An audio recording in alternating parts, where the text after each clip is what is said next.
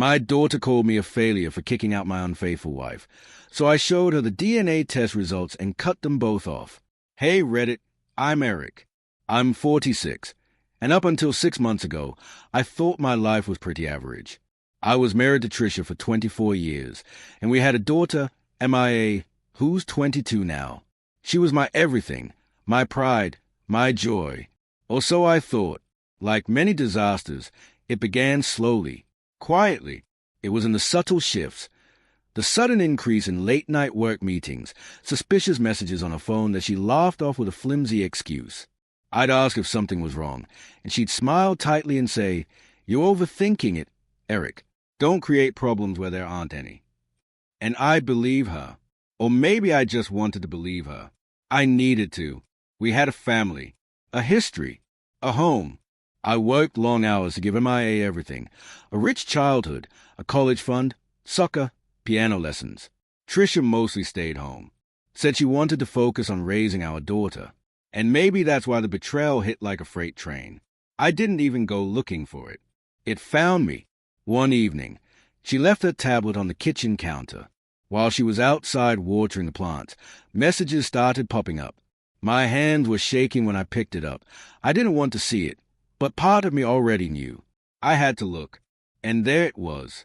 Dirty texts, explicit photos, videos, arranged meetups. It wasn't a one-time slip. This had been going on for years. 5, maybe 6. Some of the messages dated back to before MIA even finished high school. And Trisha hadn't even tried to cover her tracks anymore. She was deeply in love with this guy, a colleague of Hayes. I'd met him once at a Christmas party and barely remembered his face. That night, I confronted her. She cried, told me it just happened, that I'd become cold, that I should have seen her unhappiness. She didn't apologize. She justified it, shifted the blame to me. I didn't rage. I didn't scream. I felt nothing. A deep, echoing emptiness. Like everything I thought I'd built was yanked out from under me. I told her to get out. She refused. For a week, she holed up in the guest room like some martyr. Thinking MIA would be horrified, I called her home from college.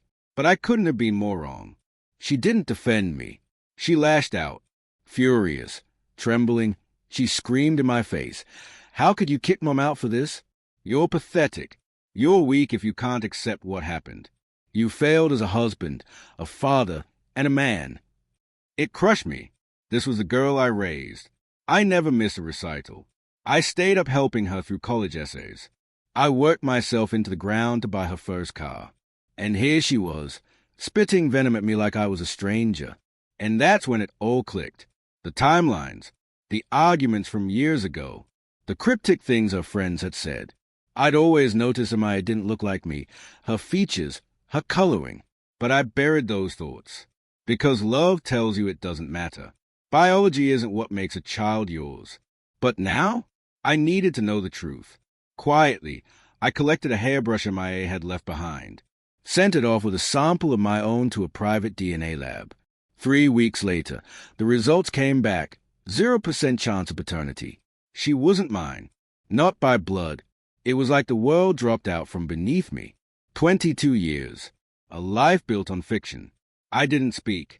Didn't respond to Mia's angry messages. Or Trisha's faux regret.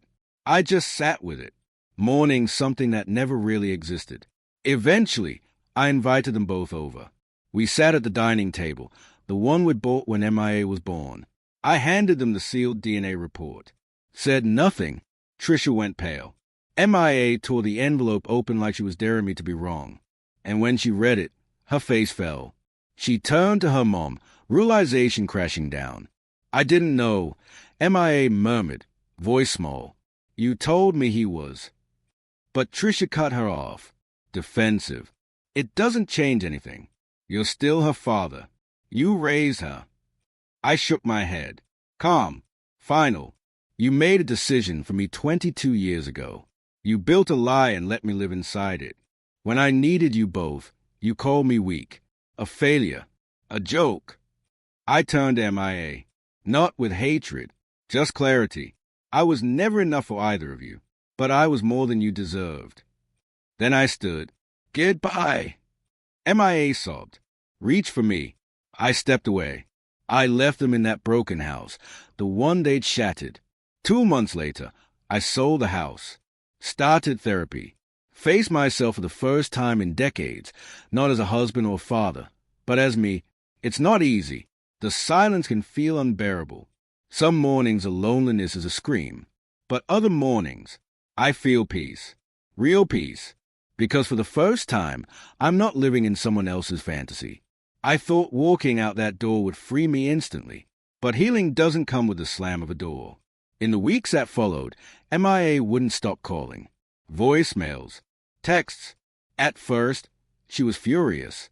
You're horrible. You're throwing away a relationship over DNA. Then the guilt trip started. I didn't ask to be born. You are my dad, whether or not science agrees. And finally, desperation. Please, I'm sorry. I need you. But I didn't respond. Not because I didn't feel her pain. I did. But because I had nothing left to give. People don't talk about this part of grief. It's not tidy. It's ugly. Some days I'd wake up, and for just a second, I'd forget. I'd feel whole. Then it would all come crashing back. I used to remember every lullaby I hummed, every scraped knee I kissed, every time I cheered from the stands thinking she was mine. But she never truly was. After I revealed the truth, Tricia switched gears. She started flooding my inbox with emails, left handwritten notes in my mailbox, even sent mutual friends to talk some sense into me. It was all noise I learned to tune out. Then, about a month after everything came to light, there was a knock on my apartment door. It was MIA. She looked worn down, like sleep hadn't visited her in days. Eyes shadowed, hair unbrushed, and draped in the same hoodie she stole from me when she was 16. My chest ached just looking at her, but I held my ground. I just want to talk, she said, voice trembling. I stepped aside. Let her in. Maybe some small part of me wanted to hear her. Maybe I still had hope, even after everything. She sat on the edge of the couch, her hands fidgeting in her lap. I didn't know, she whispered. I swear to you, Dad, I didn't know.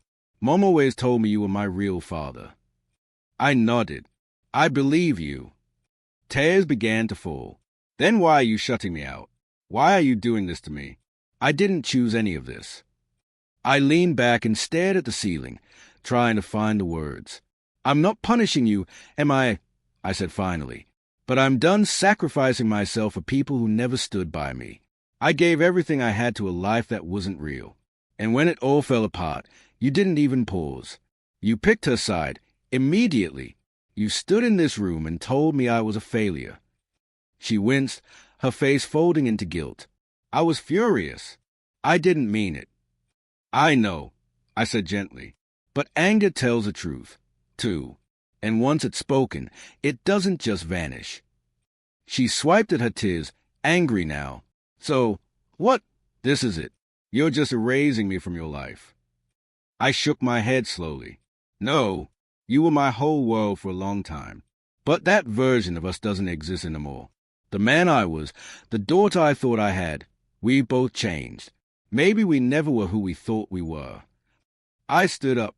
That conversation couldn't stretch any further. My chest felt like something sharp was pressing outward, begging to be let loose. I hope you find happiness, I said softly. Truly, but I can't be the foundation you keep cracking and expecting to hold.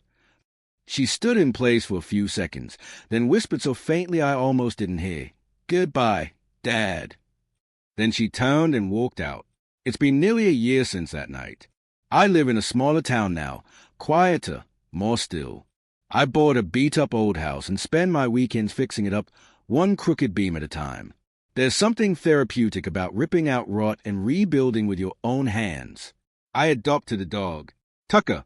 He's a big, clumsy mutt who thinks he belongs on my lap. He doesn't care about paternity tests or past betrayals. He loves me because I toss the ball and scratch his ears. There are days I still mourn, not just for MIA, but for the version of myself that believed love alone could fix everything. For the man who believed family was synonymous with loyalty and truth. But most mornings, I brew my coffee, leash up Tucker, walk through quiet streets, and breathe deep. And for the first time in decades, the air doesn't feel heavy. It feels honest. Optional epilogue. Full closure. I heard through a mutual friend that MIA moved in with her boyfriend. She's working now, taking college classes again. Seems like she's finding her way. I still love her. I probably always will. But sometimes, the truest kind of love is a kind you give from a distance. The kind that expects nothing. The kind that no longer costs your peace, your dignity, or your self-worth.